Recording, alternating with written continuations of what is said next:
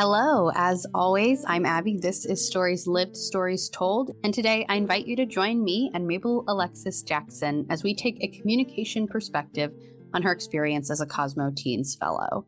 So to take a communication perspective is to consider what we're making and how we're making it through our communication, meaning that we look at patterns, context, stories, and relationships, and that we use curiosity, mindfulness, collaboration, and dialogue to create better social worlds.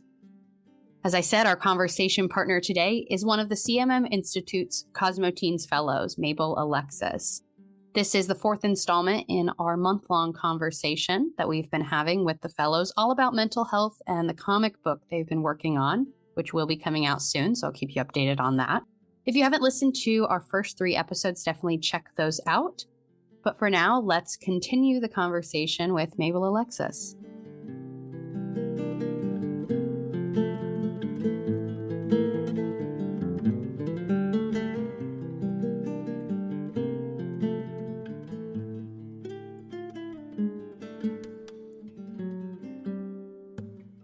Hi, MableAlexis. Thank you so much for joining me today.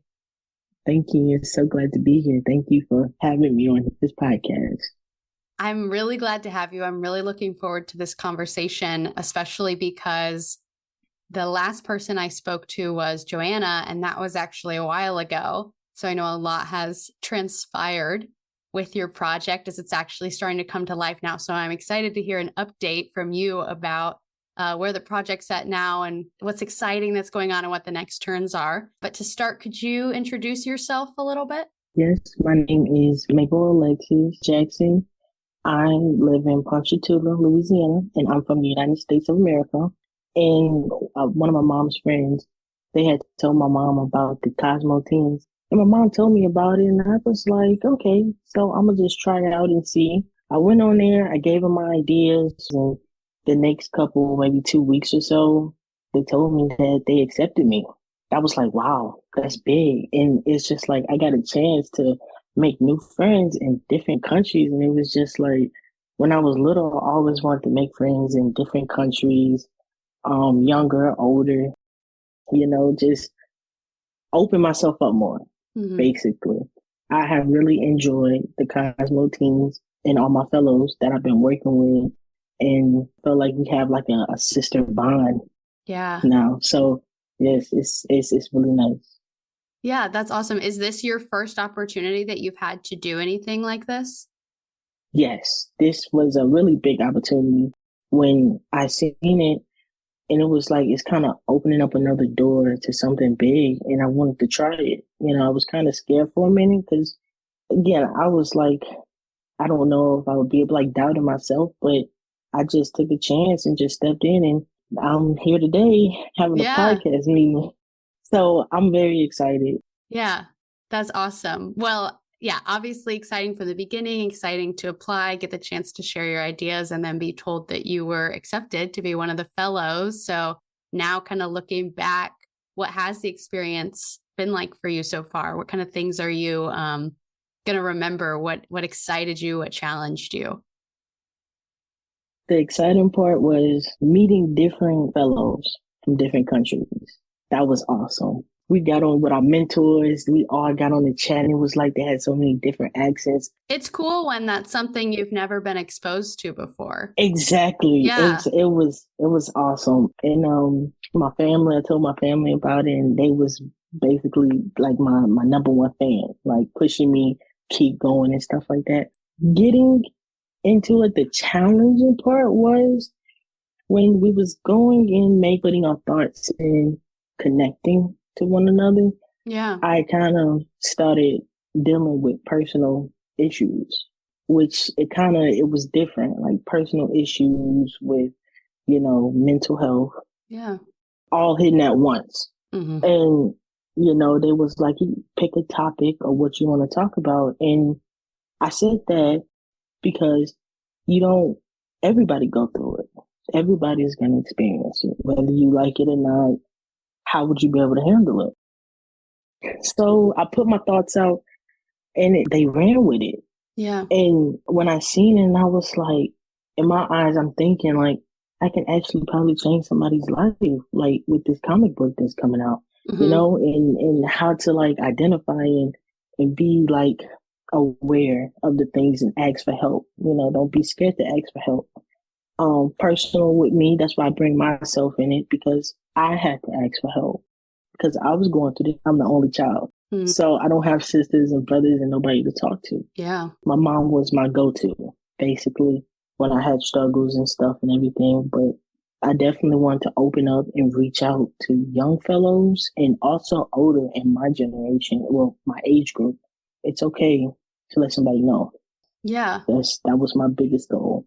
Yeah, that's really neat that you're able to turn, your own experience into something meaningful as a part of this fellowship, because I know it was open-ended from the beginning. Like, it wasn't always decided that mental health would be the topic or mental health for young people would be the topic.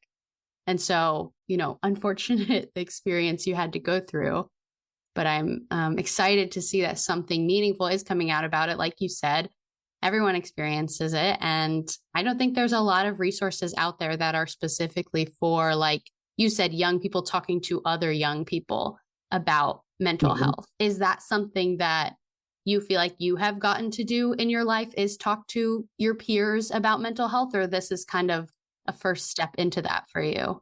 No, it happened to me a lot. Ever since I could say maybe in my teens, I would have people just come up and open up to me about things. And it was kind of hard because at that time, I mean, we're the same age, and it's like, I'm gonna give you the best advice as I can, because we're the same age. And I guess it's like a cliche or something. It's just like, if you're older and you've been around older people, you're gonna think older, or if you're around younger people, you're gonna think the same or something like that. But me, I want to think rational because I never experienced it. And the background that I come from with my mom, her religious beliefs and everything else. And it's just like, you be nice, be open to people. You don't have to judge or do this, because it's just like, it's not fair to that person. You don't know what that person's going through. So a lot of people felt open to talk to me about personal things.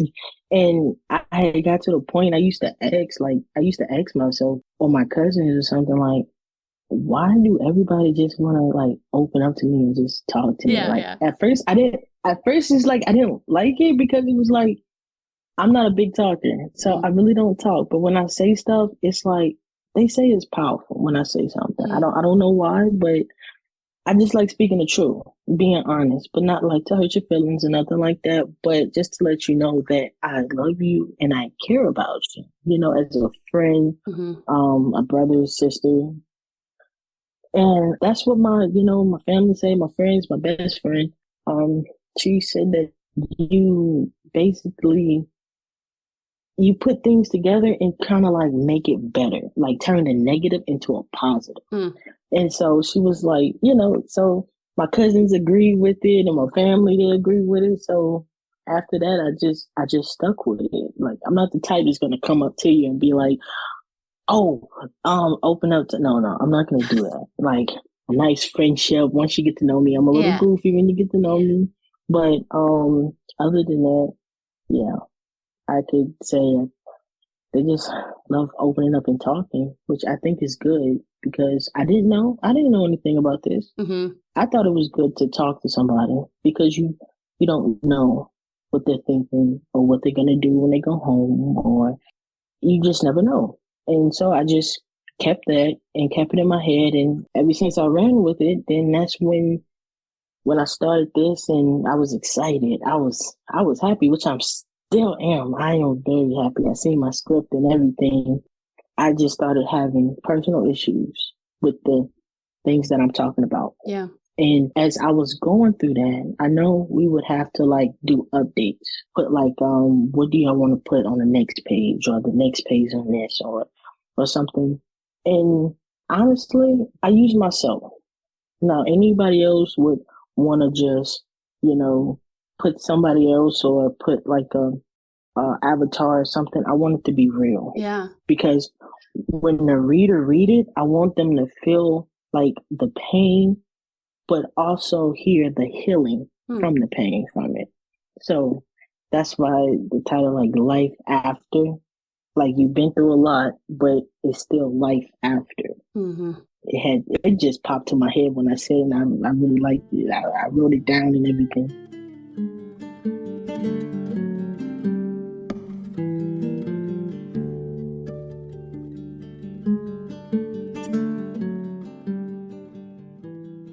Thank you for sharing about your experience. I appreciate it. And it's helping me to even open up the way I'm understanding this comic book and the work that you all are doing, because I've been thinking a lot about, as a teen, as a young person, what does it look like to share about your own mental health?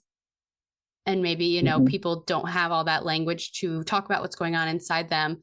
But also young people do not have the language to respond to others sharing with them. Like, it makes sense that people would want to talk to their friends, like you talked about, but how are we also equipping people not only to talk about what's going on inside of them, but also to be a safe space, to hear other people's struggles and to not be overwhelmed in those situations? Or like you said, you don't know what to say, you don't know what to do, but you're just trying to be truthful, and, maybe giving other young people kind of those guiding principles can be really meaningful.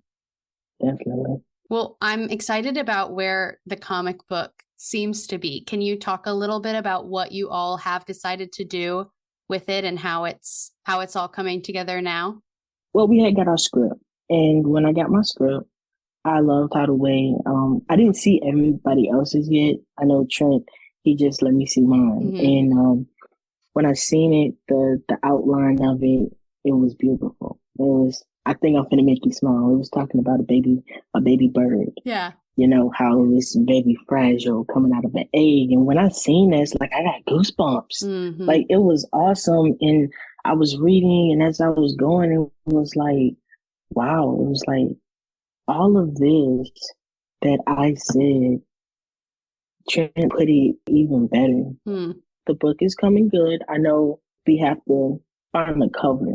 But for our book, because we're almost finished, almost everybody have the script and everything, and they seen it and they went through it.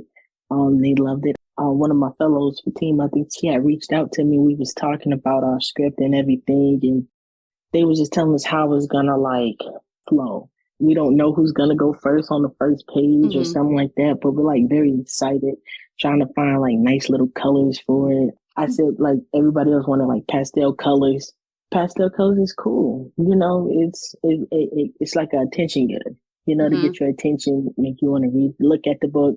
If you look at the book, you might want to touch the book. You touch the book, you might want to open up the book, and you might just start reading it and just fall in love with it and just begin to read like, wow, I can't believe this. Like, these are people personal problems that they went through, and they heal from it, and they put a guide, a help guide to help me go through this if I ever go through it. But I really feel like that was an attention getter when I read my part with the little baby bird. Yeah. That caught my attention, like right there. Like, I just kept reading that line, and it was like, okay, Alexis, you have to read the whole thing. But the book is coming out pretty good. I know right now we're just trying to come together, make final decisions about a cover of the book. I think the fellows are trying to like have like a little pop to it or like a little surprise to it. So, yeah. But definitely it's really good. It have a good length on there, and we all think that we will reach out to a reader, somebody when they read the book and everything else. Definitely, I told my family they're ready for the book. They're ready to order it and everything. My mom, he's ready to get a whole case of them. I was like, wow, this is been a really good experience. I love that you all chose for all 5 of you to have a short story kind of within the comic book, because I do think that's going to be powerful for other people. And like you said, it's been powerful for you. And so I'm curious to know a little more about what does it mean to you to have your story, kind of come to life in this way? Honestly, it's like I was lost for words. I was lost for words, and it's just like, wow, like my voice like got on paper, like it's on a book now. Like somebody's gonna read what I spoke about. And we had trimmed, he put it down, he scripted and he wrote it down and everything. It's like somebody else from, you never know, from another country, this country, that, anywhere. Yeah. Like, I'm just like excited. And it's like, I think I cried a little bit. Yeah. I don't like, I don't show my sensitive side as much, but with the experience and the personal things that I put in there, it was like, it's not fake. None of it is fake. I made it put real. I put real. So when you read it, you're going to feel the realness out of it. And it was just like, this is awesome. Like, this is so awesome. It was like, I came and told my mom, like my family, and it was just, when is the book coming out? We're going to get the book. I said, not yet, not yet. We got to put our fine touches on there and stuff like that. But that's really what it meant to me. It was a loss for words. Like, I couldn't really, I don't know. I was speechless. That's my word. I was speechless, but I was happy speechless. That's what it was. All I could do was just smile. I have fat cheeks, so all I did was just smile, my little fat cheeks. So that was the best part about it. I would have like the possibility, like if somebody went through something or going through something, let me read MableAlexis' topic. What did she do? What was her idea? But I wouldn't say they would have to do exactly what I did, because everybody's different, right? So it'd give them like an idea, like a map. You have a map and you just, scavenger hunt. You like, that's when you start testing yourself, getting to know yourself again. And it's just like, wow. But yes, it meant a lot to me. Yeah, I can imagine that, sharing your own story and maybe like you said, showing a more sensitive side, being really vulnerable by sharing like the real things you struggle with can certainly help someone else to be honest about the things that they also struggle with. And like you said, maybe see a little bit of themselves in your story, whether it looks the exact same or not. And that's the beauty of having all 5 of the fellows' stories, is that you do all have different stories. And so if someone doesn't relate as heavily to your exact experience, maybe they really do to one of the other fellows. And so I'm excited that this is kind of a collection that is coming together in the way that it is.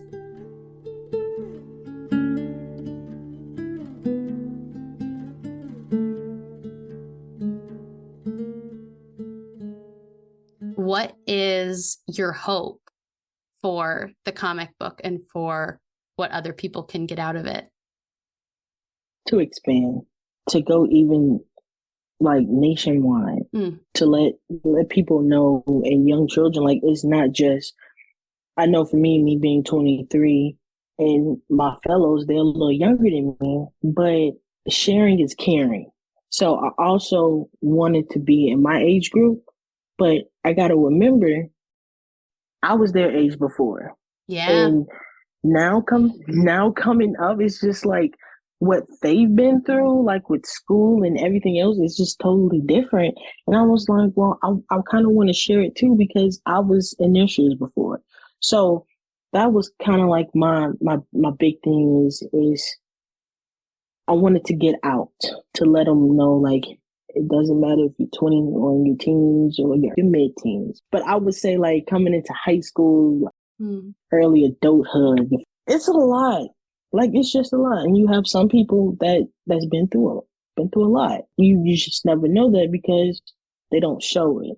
But on the inside, it's like they're tearing apart. So that's really what kind of I want to hope for the best, is to everybody know that mental health, also just talking, even though if you don't like talking, if you have somebody you feel comfortable with, just talk to them. But I feel like communication is a really awesome thing to do, because you say things and you just talk in your head and it's to the point you're not sociable.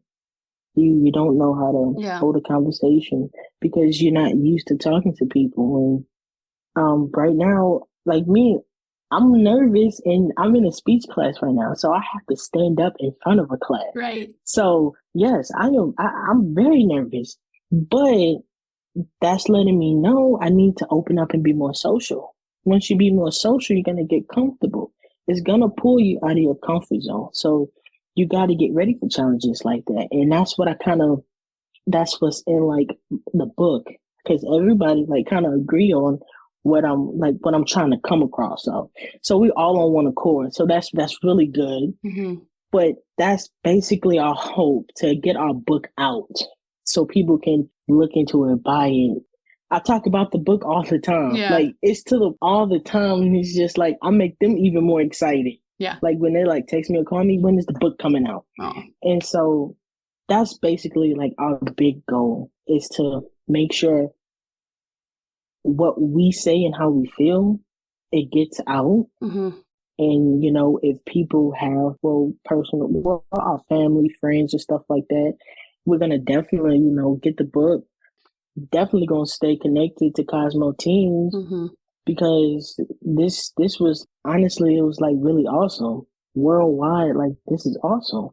So I definitely going to stay connected with them, but also just like kind of spread the word. Yeah. That's how I see it. Yeah. Well, it is awesome to think about that, you know, for the rest of your life, you can say that, you know, I did this thing. My name is on this. I was a part of this really amazing experience that ended with this really amazing comic book. And so that is cool to have your name on that. And that's definitely something you should be proud of. Yeah, definitely. Well, MableAlexis, I just want to say thank you again for coming to the podcast. Thank you for sharing your story in the comic book. I'm really excited to get to read it and see it all come together. And I think that that's what's so exciting to me about the comic book and the work that you all are doing through this fellowship, is that you're hoping to give people a kind of new story around mental health by sharing each of your own personal stories. Because I know some of the stories that we tell ourselves, I know you and I can speak to the experience we have in the United States, but other fellows or in other countries, is that it's not always the kindest story that we tell ourselves when we are struggling with mental health things. And so I'm hopeful that this comic book is going to be giving people some new language and a new story. And yeah, like you said, be a map, be a kind of guidebook for navigating these conversations in people's own lives. Thank you. Thank you for having me on the podcast.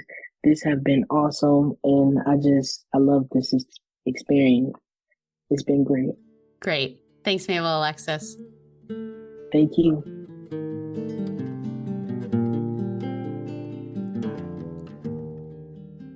Okay, that is all for our conversation with MableAlexis. As I said, this episode is part of our ongoing conversation with the CosmoTeenz Fellows. So go back and listen to the first 3 conversations, and also stay tuned for the last of these conversations with Mellow next week.